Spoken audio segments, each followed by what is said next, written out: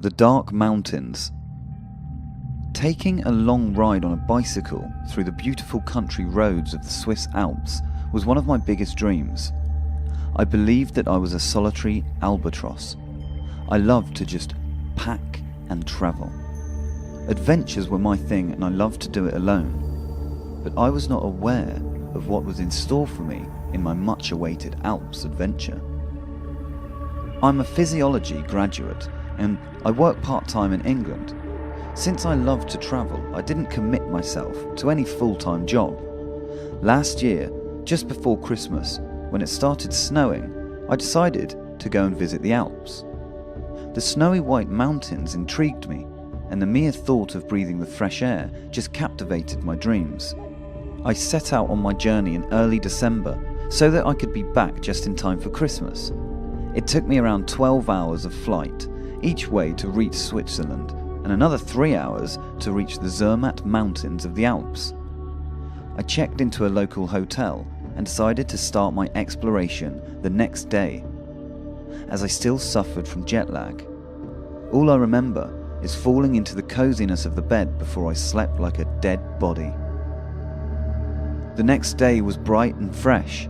I woke up around 6 a.m. I ordered a cup of coffee and was waiting for the room service to come while I checked for the various bicycle routes to Zermatt.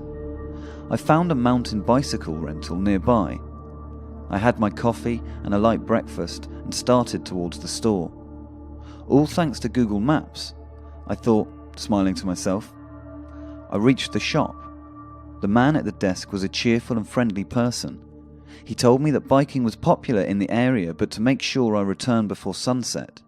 He also warned me that it was easy to get lost in these beautiful roads, since they all pretty much look the same. I paid him the rent for the 5 days and started riding towards the mountains. About 4 hours into my expedition, I decided to take a break. I was mesmerized by the beauty of the green lands. I stopped at a beautiful viewpoint. Words were too small to define the heavenly feeling of just being in this place. No more worries. I decided to take a short nap. Well, short was just an understatement. I guess I must have fallen asleep for hours. I woke up freezing. I was partially covered in snow. My hands and feet had turned blue. Why didn't I wake up all this while? How could I have slept through this freezing wind and snow? I thought to myself. I quickly jumped to my feet. I felt slightly dizzy. After a few minutes, I regained my balance and I looked around. I saw that it was dark and I was completely lost. I remembered the shop owner's warning, make sure to get back by sunset. Initially, I thought I'll take the bicycle and ride back, but the wind and lack of light, I knew I would not make it 2 to 3 hours into the night. I decided to find a warm place to somehow survive the night through. I started walking towards the trees, making sure not to get off the tracks. I saw a huge tree ahead. The tree was so huge that it looked like a massive mountain in the darkness.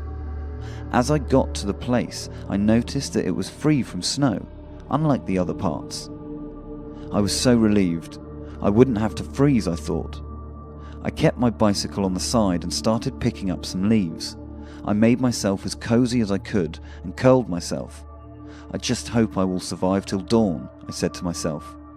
As I was about to drift off to sleep again when I heard a slight sniffing, like a sound from the backside of a tree.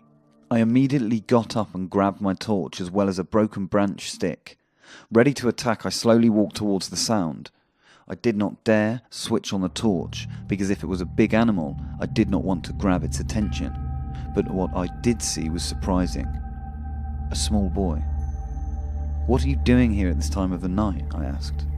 He did not look at me, kept digging on the ground. It looked as if he was searching for something. As I called out to him again, he got up and started running. I ran after him.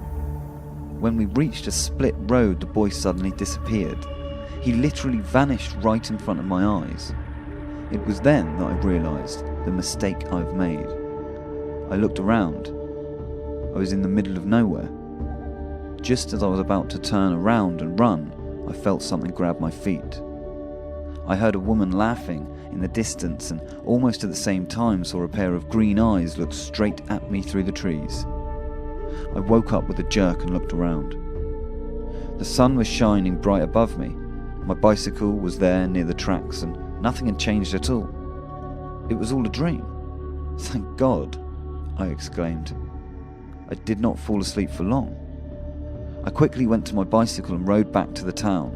I was extremely relieved. Whether it was a dream or not, it was extremely scary. I stopped by at a small hotel for lunch. I was quite hungry after my ride.